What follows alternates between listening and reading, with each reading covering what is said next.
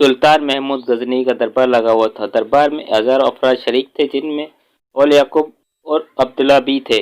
سلطان محمود نے سب کو مخاطب کر کے کہا، کوئی شخص مجھے حضرت خضر علیہ السلام کی زیارت کرا سکتا ہے؟ سب خاموش رہے۔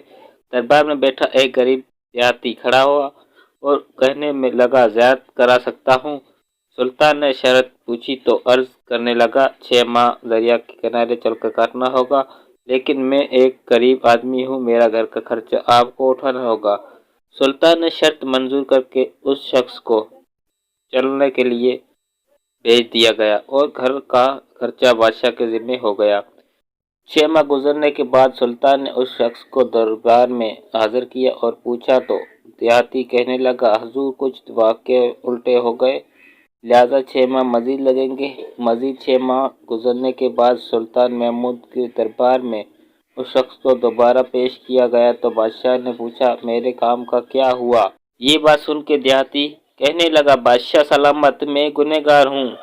حضرت خضر السلام، میں نے آپ سے جھوٹ بولا، میرے گھر کا خرچہ پورا نہیں ہو رہا تھا، بچے بھوک سے مر رہے تھے، اس لیے ایسا کرنے پر مجبور ہوا۔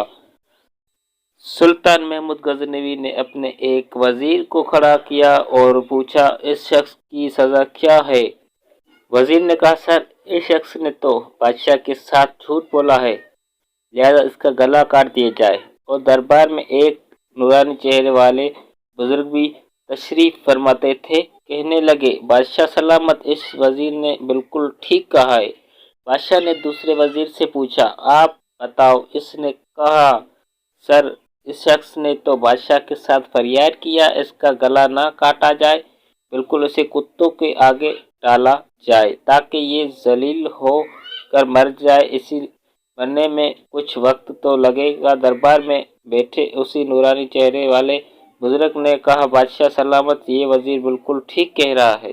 سلطان محمود غزنوی نے اپنے پیارے غلام ایاز سے پوچھا، تم کیا کہتے ہو؟ ایاز نے کہا، بادشاہ سلامت، آپ کی بادشاہی سے 1 سال تک غریب کی بچے پلتے رہے ہیں، خزانے میں کوئی کمی نہیں ہوئی اور نہ ہی آپ کی جھوٹ بولنے سے آپ کی گستاخی ہوئی ہے، کوئی فرق نہیں پڑا۔ میری بات مانے تو اسے معاف کر دے، اگر آپ اس کو قتل کر دو گے تو اس کے بچے بھوکے مر جائیں گے۔ ایاز کی یہ بات سن کر محفل میں بیٹھا وہی نورانی چہرے والا بابا کہنے لگا، ایاز بالکل ٹھیک کہہ رہا ہے۔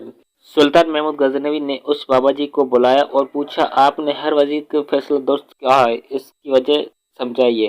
بابا جی کہنے لگا، بادشاہ سلامت، پہلے نمبر پر جس وزیر نے کہا اس کا گلا کاٹ دیا جائے وہ قوم کا قصائی ہے اور قصائی کام ہے گلے کاٹنا، اس نے اپنا خاندان رنگ دکھایا، غلطی اس کی نہیں آپ کی ہے، آپ نے قصائی کو وزیر بنایا۔ دوسرا جس نے کہا اس کتوں کو آگے ڈال دیا جائے، وزیر کا والد بادشاہوں کے کتے نہلایا کرتا تھا، کتوں سے شکار کیا کرتا تھا، اس کا کام ہی کتوں کا شکار کرنا تھا، تو اس نے اپنے خاندان کا تعارف کرایا۔ آپ کی غلطی ہے کہ ایسے شخص کو وزارت دی، جہاں ایسے لوگ وزیروں وہاں لوگوں نے بھوکے ہی مرنا ہے۔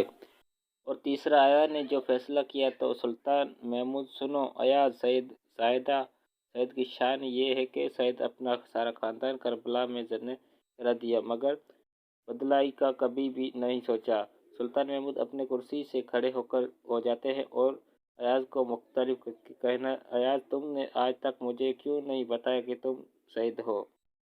ایاز کہتا ہے، آج تک کسی کو اس بات کا علم نہ تھا کہ ایاز شہید ہے، لیکن آج بابا جی نے میرا راز کھولا، آج میں بھی ایک راز کھول دیتا ہوں۔